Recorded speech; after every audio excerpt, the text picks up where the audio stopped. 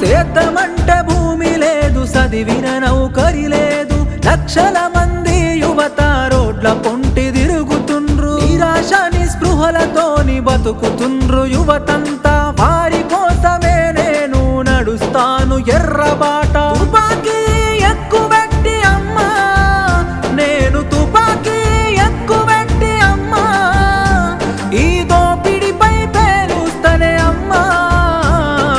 అమ్మా పొరుబాటలోనే నడుస్తనే పేదల కోసం, తిరిగి వస్తానని ఎదురు చూడకమ్మ నా కోసం. కలో గంజో దాగి మనం కాలమెల్లదీద్దాము, అందరి కోసం నీవు ఆరాట పడబోకు.